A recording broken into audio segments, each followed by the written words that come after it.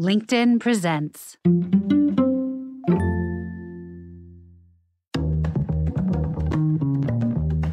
For all of us, it's about predicting where the consumer is going and getting half of it right. One of the things we want to do is create ads that don't suck. Embracing change creates great possibility. I'm Alan Hart, and this is Marketing Today. This week, I'm sharing 4 short interviews that were conducted at the recent Adobe Summit in Las Vegas, Nevada. During this summit, Adobe unveiled a number of new products and features like the Adobe Firefly, which is a commercial-friendly generative AI offering, and many other things. I hope you enjoy these short conversations with Bridget Esposito, the Vice President and Group Creative Director at Prudential Financial, Ryan Fleisch, Head of Product Marketing, Real-Time CDP and Audience Manager at Adobe, Laura Krug, CMO at Kansas City Chiefs, and Vincent Washington, VP of CXM Best Practices Group at Sprinklr.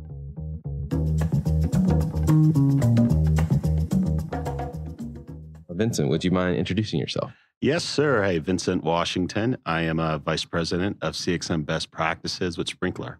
I've been there 4 years. So prior to Sprinklr, I was a Senior Director at Amazon. So we did social media operations there.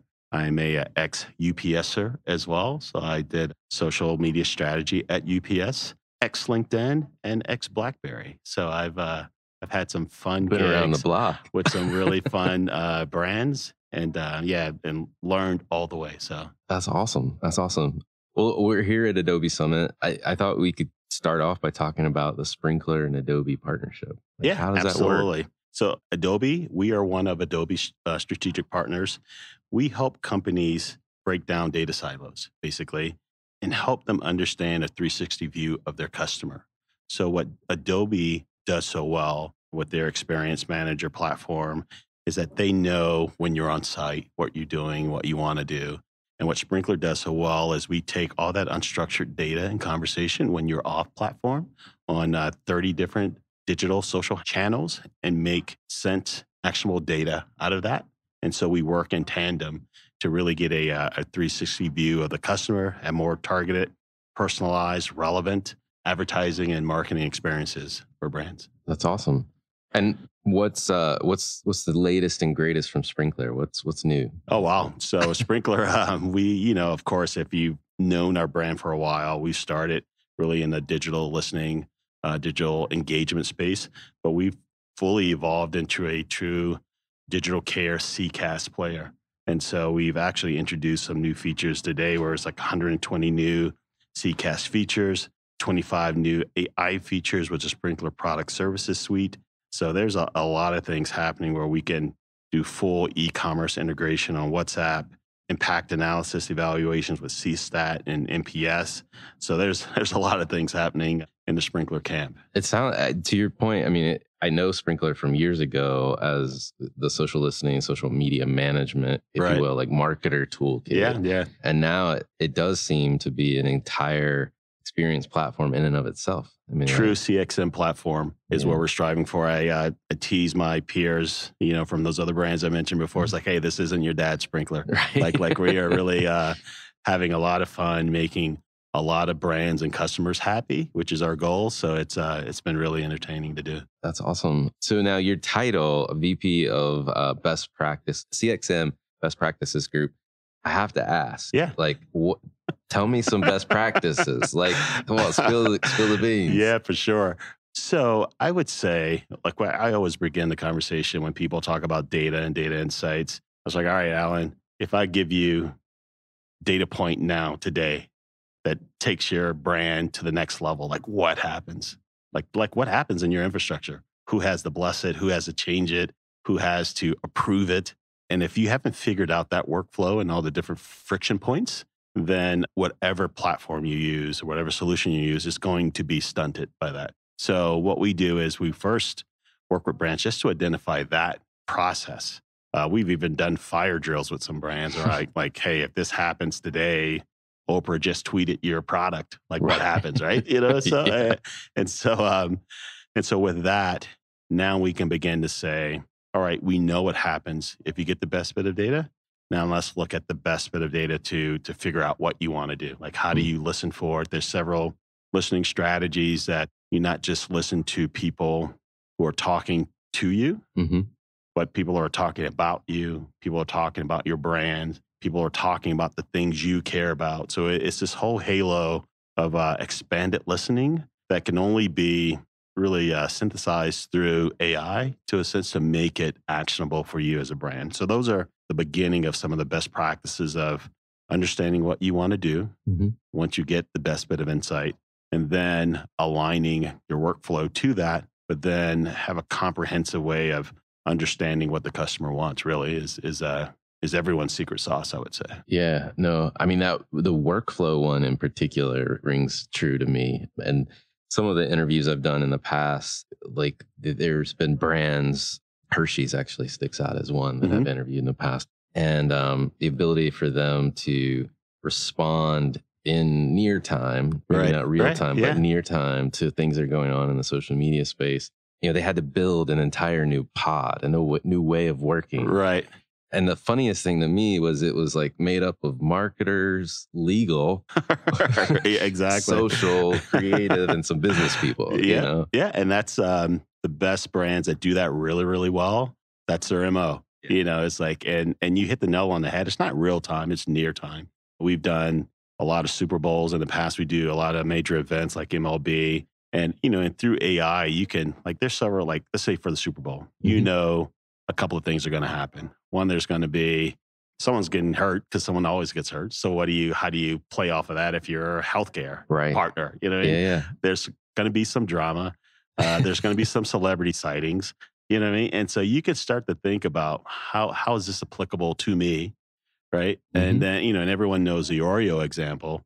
But I think what makes Oreo so great is like they were listening to the Super Bowl. They weren't listening for snack foods. Right. They weren't listening. You know what I mean? Yeah. They were listening for what is the audience talking about. Right. Right. And then now, how can I inject myself in an authentic way into the conversation? Yeah. And that's the key, right? Yeah. Like you and I are having a conversation right now. If a third party came in and started talking really loud about something we don't even care about. Right. We're like, dude, what are you doing? Yeah. Right? Not to mention, get out of my audio. Exactly. Exactly. And that's how a lot of brands market. Right. It's like, I'm going to say it really loud. I'm going to put it in your face and make you react to it. Right. Whereas if someone came and they had some really meaningful insight for you and I right now around what we were already talking about, then that's I think where the magic happens. So. I love it. I love it. And I love that Oreo example because I actually know the executive that was running Oreo at the time. So cool. And they're such a storied brand in terms of being able to activate in culture, like in moments. I agree. And if you follow, so I follow their feed and they were doing so many dynamic things before that. Yes. That I could see they got to create a team. They got a legal team. They've got an exec supporting them that's going to pull the trigger on something cool. Yeah. And so, no surprise. Yeah, that's amazing. It's amazing. Well, we are at Adobe Summit, so I'm curious, and we're on day 2. What's been a key insight so far for you coming out of the summit? Oh, wow. Just Adobe's partnerships. I mean, I know that we get a lot of love from Adobe. We are in a lot of different accounts together and supporting each other, but just seeing companies that are brought up around Adobe's infrastructure, their software. I saw this one company that the only thing they do is like when you go to a website and you say, I want to be contacted by you further, they handle all that compliance messaging.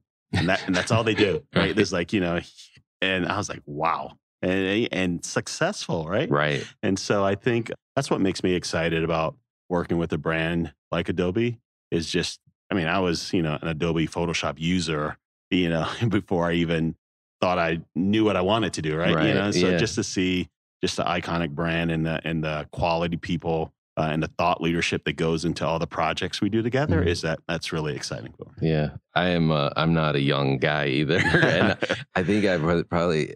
I'm trying to remember. It was probably in college when I was using Adobe products for newspaper stuff. Okay. So and it's come so long, so far away, so far along, I guess. from the creative toolkits, which I was using during those times, like design and Photoshop and all that kind of stuff. True platform players, experience, journey, players. I mean, it's amazing. It's amazing. Like I don't think if I asked myself then what would Adobe look like now, there's no way I would have guessed. Right. You know? Yeah, I agree. Well, if you remember back in the day where there were like boxes of software that you had to get right, instead of just the downloads, right? Yeah. Exactly. Yeah. That this would be a platform. It's amazing. Yeah, it really is. And well, I'm curious, what on a personal level, like what's the best piece of advice you've ever gotten? Great question. Best piece of advice I've ever gotten. So I've been in technology for over 20 years. Mm-hmm. Almost everything I've ever implemented is probably obsolete, but it was cutting edge at the time. Right. You know what I mean? And so the only thing for me, what a leader told me very early on was it's the relationships. Mm-hmm. It's the relationships with people that are lasting. Technology is going to change. Adobe is going to continue to innovate and evolve. Sprinklr is going to continue to innovate and evolve, and we'll have the different solutions. But if my relationship with you is based on this product set and feature, it has a time limit. Right? But if it's on establishing a trusted partner and a true relationship, and and you feel like I'm vested in your success as much as you are, then that lasts companies, that lasts products, and that's what I really enjoy about this gig. I love it.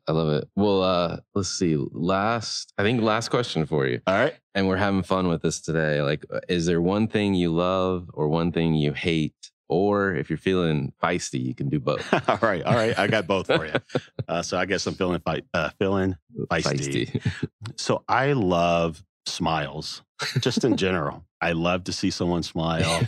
I love smiling at people. I think for me, it's just amazing that like everywhere in the world, to every human in the world, a smile means the same thing. You know what I mean? It's like they don't smile differently in a different, it's not upside down. You know what I mean? It's like a smile is universal. A smile. It's universal. Yeah. So I really love that. And I think growing up in the South too, I think it just embedded it in me as well. When people just say hello and they ask how you're doing, right? So that's a piece of it. And then the thing I hate, so every negative customer experience I've had, it was always because that person that represented that brand was not empowered to help me. You know, they may have had the passion, the content, the will to help me, but they were just not empowered to help me. And so I think if there's something that I hate that some brands are just don't empower their people to make their customers happier. Yeah. I would agree with that. I mean, it's not... Hate is a strong word, but I think it applies in that regard because they're not doing their brand any service. They're not doing that employee any service. That's right. And the customer. And the customer. Right. Like no one's winning. No one's winning. So it's like, that's a hate scenario for me. But I agree. But other than that, man, life is good. And again, Sprinklr's mission is to make our customers happier and be the most beloved software platform in the world. And so we're grinding that. I love it. Well, Vincent, thank you for coming on the show. Alan, it's a pleasure. Hi, it's Alan again. Marketing Today was created and produced by me with post-production support from Sam Robertson. If you're new to Marketing Today, please feel free to write us a review on iTunes or your favorite listening platform. Don't forget to subscribe on marketingtodaypodcast.com. Tell your friends and colleagues about the show. I love hearing from listeners. You can contact me at marketingtodaypodcast.com. There you'll also find complete show notes and links to what was discussed in the episode today, and you can search our archives. I'm Alan Hart, and this is Marketing Today.